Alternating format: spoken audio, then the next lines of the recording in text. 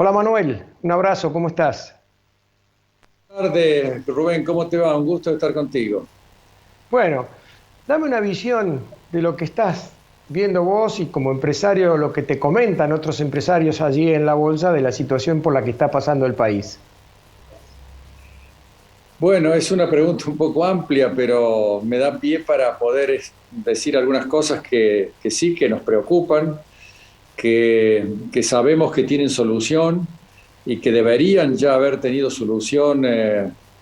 este país desde hace ya muchas décadas, pero bueno, seguimos insistiendo en tropezar con las mismas piedras todo el tiempo.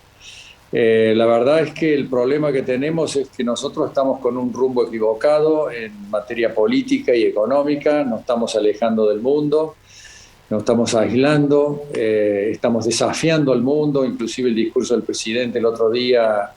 en el G20 ha sido un poquito desafiante, que la culpa del endeudamiento argentino lo tiene el Fondo Monetario Internacional, cuando el Fondo Monetario lo que hizo en su momento fue asistir a un país que desde hace tiempo está con un problema de endeudamiento. Acuérdense que la expresidenta Cristina Kirchner tuvo que acudir a Hugo Chávez para financiar un momento determinado de nuestra historia y llegó a pagar hasta creo que un 16% anual en dólares por ese endeudamiento.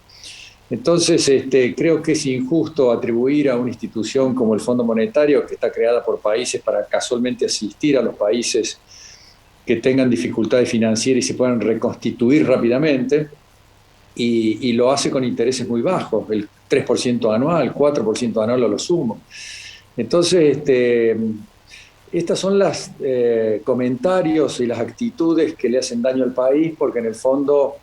lo que necesitamos es generar confianza y previsibilidad para que vengan los capitales,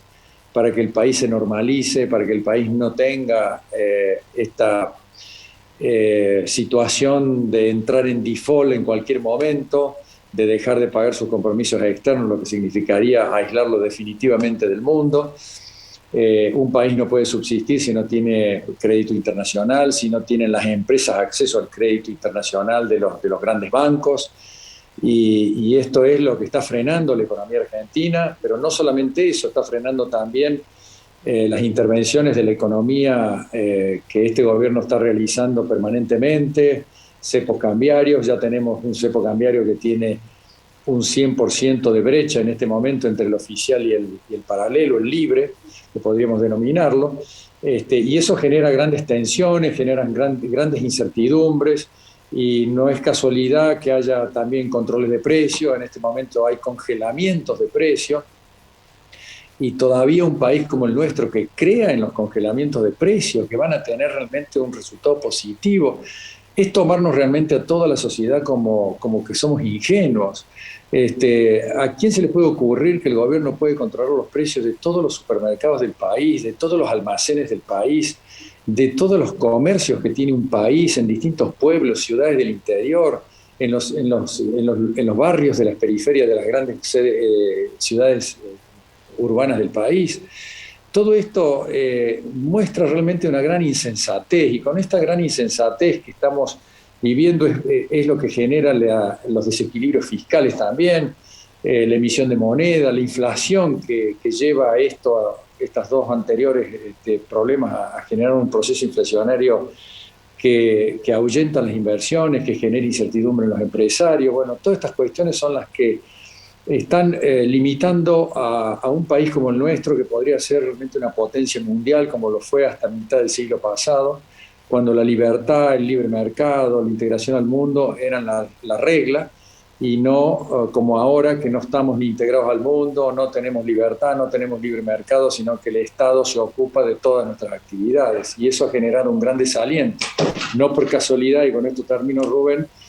hemos tenido un éxodo de algunas empresas muy importantes en el país en el último año, y que te da mucha lástima que algunos capitales nacionales tengan que hacerse cargo de empresas extranjeras que no quieren saber más nada con el país, y que no es lo mismo capital nacional que un capital extranjero. No quiere decir que el capital nacional no pueda tener la altura y jerarquía de un capital extranjero, pero normalmente la tecnología, los contactos internacionales, suman mucho y, en un país como el nuestro. Y bueno, estas cosas son las que están sucediendo en el país. Anoche la escuché a Diana Mondino en un programa de televisión con una definición impactante. Dijo, hoy Argentina tiene dos opciones, el liberalismo o Ezeiza. Y me quedé pensando de que es una gran oportunidad para que tienen los liberales de llegar al poder y tomar las medidas liberales que hoy están haciendo todos los países desarrollados del mundo y llevar a cabo un cambio importante. ¿No te parece que es una gran oportunidad para el liberalismo esta? Sí, creo que esa oportunidad ha quedado manifestada en las últimas elecciones y espero que se confirme el 14 de noviembre, porque realmente el avance del liberalismo está empezando a crecer en la sociedad argentina. En la sociedad argentina ya empieza a darse cuenta que el Estado al final no resuelve los problemas que promete resolver, sino que los agrava, agrava la pobreza, agrava la marginalidad, agrava la falta de empleo. Como te dije recién, no hay inversiones, entonces por lo tanto se está como descubriendo un velo que tenía a la sociedad argentina engañada en que con la asistencia del Estado en la actividad económica, en la sociedad, se iban a ir resolviendo todos los problemas y lo único que se resuelve es con libertad, con un sector privado eficiente, competitivo, que sea capaz de creer en el país, de confiar en el gobierno que tenemos, no en este, sino en un gobierno que aplique una política liberal y que genere realmente un crecimiento económico como merecemos tener, para que genere empleo y genere realmente un mayor bienestar a toda la sociedad argentina. Esto es lo que la Argentina necesita imperiosamente y esto es lo que me parece que ya nos hemos dado cuenta todos los argentinos, una gran parte de los argentinos, y tenemos una oportunidad, como ha dicho Diana, que es miembro del Consejo de la Bolsa también, que por supuesto es muy lúcida y que piensa muy bien,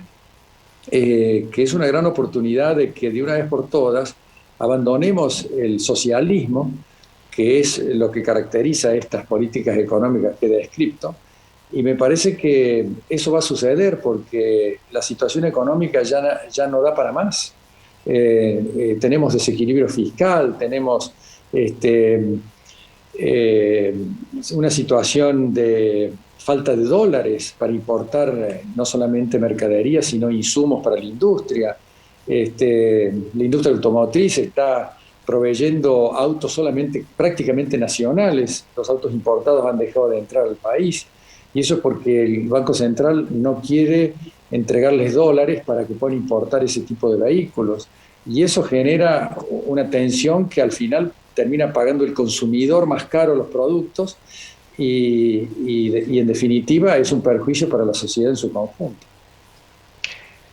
El viernes pasado estuvo en Córdoba y en la Bolsa dando una charla, más que charla fue una entrevista, muy buena entrevista que le hiciste vos a Mauricio Macri. La pregunta es, ¿vos pudiste ver en Mauricio cuando hablaba, si hablaba el expresidente, si hablaba un integrante más de Juntos por el Cambio o si hablaba el futuro nuevo presidente de la Argentina? Yo creo que estaba hablando una mezcla de esas tres personas en un mismo yo, en una misma persona. Me parece que él hablaba en función a su experiencia, por lo que había vivido, hablaba como integrante de Juntos por el Cambio, que está colaborando con el partido político del cual él forma parte y fue su creador, y también me parece que habla como alternativa presidencial, porque él se ha dado cuenta que él puede aportarle mucho al país todavía por la experiencia que adquirió, por la energía que tiene, por las ganas que tiene de cumplir con lo que prometió y que no pudo cumplir como a él le hubiera gustado, que es recuperar la economía argentina, como yo lo dije en la Bolsa el otro día. En realidad hay mucha injusticia cuando a él se le atribuye un fracaso económico. Lo que se le puede atribuir a él es que la política económica que él estaba instrumentando no alcanzó a que la sociedad percibiera los beneficios que empieza a generar una política de cambio más liberal, más basada en los equilibrios fiscales, en el control de la emisión de moneda, todas estas cosas que indudablemente son las que hoy están en desequilibrio, él lo hizo y realmente generó un cierto enfriamiento de la economía, que a veces sucede, pero que lleva un poco de tiempo, pero que inmediatamente después empieza a revertirse con la confianza, con la estabilidad, con la sensación de la estabilidad. Y bueno, la sociedad no lo percibió y lamentablemente le dio un poco la espalda en las elecciones del 19. Así que él cree que, me parece, por lo poco que he hablado con él, es que está en condiciones de darle al país ese cambio y esa recuperación que el país merece y que le faltó a él en su presidencia anterior. Está muy bien. Y Macri es un ejemplo de cómo los empresarios, si quieren, pueden llegar a empezar a vincularse, comprometerse un poco más con la política. Una vez el subjefe de redacción del New York Times, lo conocí por casualidad y me dijo acá, los gobiernos no lo manejan los políticos. Como decía Charles de Gaulle, la política es algo muy importante para dejarla en manos de los políticos. La política la manejan las 500 corporaciones de mayor facturación de los Estados Unidos. En esa época estaba Ronald Reagan de presidente y la que manejaba todo era Nancy Reagan. Y me decía en Argentina,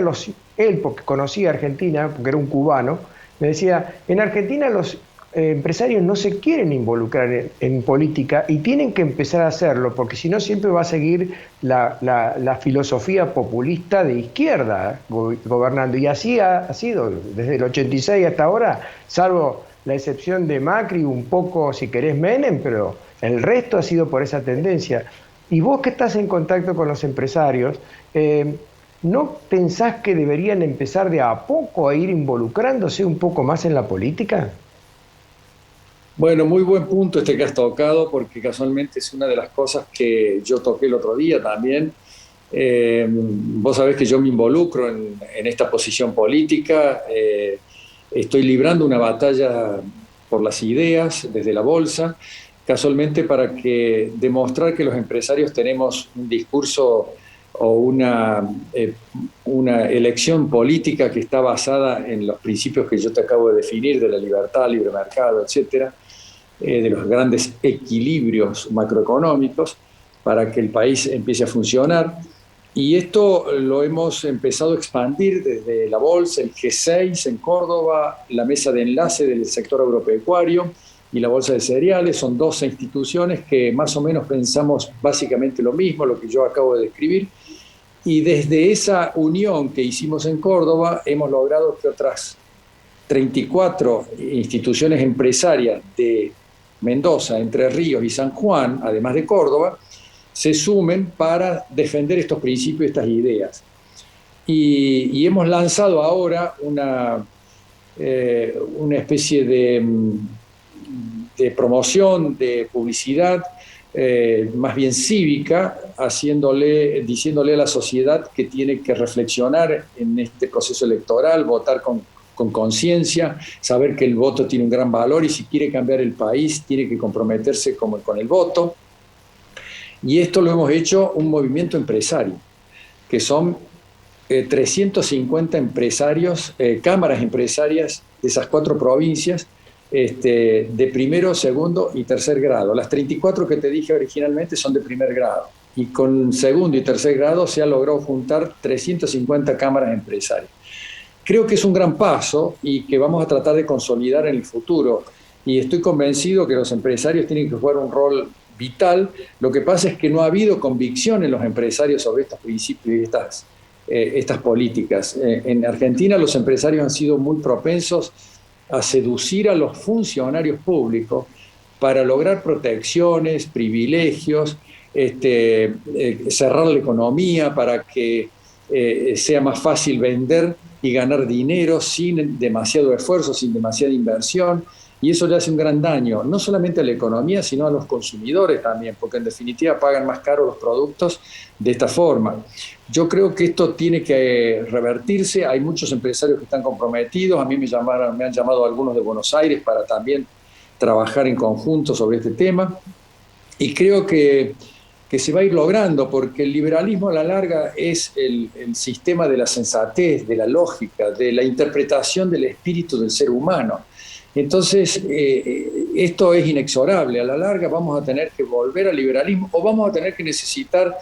un sistema de represión como ha tenido Venezuela y Cuba para poder doblegar a una sociedad. Y eso no va a suceder en Argentina, porque Argentina tiene una sociedad más madura, cívicamente más formada, y por lo tanto me parece que ya empezó a comprender esta situación desde los sectores más humildes que viven en la postración, en calles de tierra, sin cloacas, sin agua, con viviendas completamente precarias, que no tienen ni siquiera posibilidades de acceder a una vivienda. Estas cosas son las que hay que revertir con una economía de libre mercado pujante, donde el sector privado empieza a desarrollar toda su imaginación para resolver los grandes problemas que hay en el país. Última pregunta, Manuel, me quedan 30 segundos, pero me gustaría que me digas, este gobierno seguramente va a perder ahora el 14 de noviembre y podría radicalizarse un poco más. La pregunta que te hago es, ¿convendría adelantar las elecciones? Yo no puedo darte una opinión sobre eso porque sería, digamos, prejuzgar una situación en el país. Si el gobierno profundiza el rumbo actual, aumentando sus controles, sus prohibiciones, todo lo que ya sabemos, va a estirar un poco más esta debacle económica, pero a la larga la verdad va a aflorar. Y eso va a ser mucho más cruento que si se toman medidas racionales antes. Si el gobierno decide recapacitar y hacer correcciones en el buen sentido, aunque no sean muy creíbles, porque este gobierno ya no genera credibilidad, porque ya sabemos cómo ha actuado y cómo son la mayoría de los funcionarios de este gobierno, que